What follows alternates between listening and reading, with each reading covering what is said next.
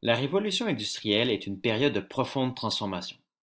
Elle débute au milieu du 18e siècle en Angleterre et révolutionne de nombreux domaines, comme l'industrie et le transport. L'une des inventions les plus marquantes de l'époque est certainement la machine à vapeur de James Watt, qui permettait d'activer des machines bien plus rapides et plus lourdes.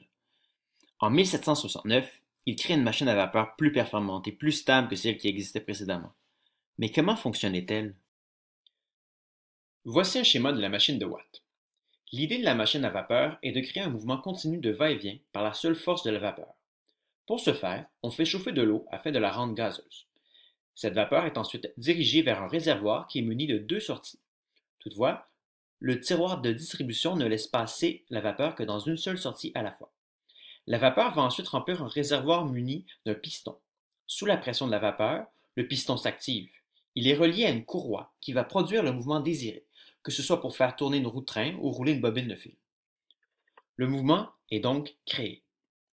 En même temps, le piston active le tiroir de distribution qui change de place. Ce faisant, il laisse la vapeur remplir l'autre partie du compartiment où se trouve le piston. Le piston est alors repoussé, ce qui donne une nouvelle impulsion à la roue et au reste de la machine. Ce système de va-et-vient du tiroir à distribution garantit que la machine, tant qu'elle produit de la vapeur d'eau, ne s'arrête pas. Simultanément, le piston est relié par une branche métallique à une roue appelée volant d'inertie. Le volant d'inertie a pour but de réguler la vitesse de la machine. Si elle accélère trop, la roue active le régulateur centrifuge qui active à son tour une valve d'échappement. Si la machine ralentit, la roue garde son inertie et peut aider la machine à conserver une vitesse acceptable. C'est ainsi que l'on était capable de transformer de l'énergie thermique en énergie cinétique.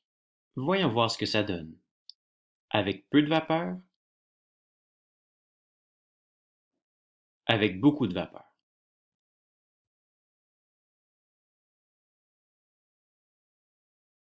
La vapeur fut utilisée partout, que ce soit pour propulser les trains, les bateaux, ou pour tisser beaucoup plus rapidement.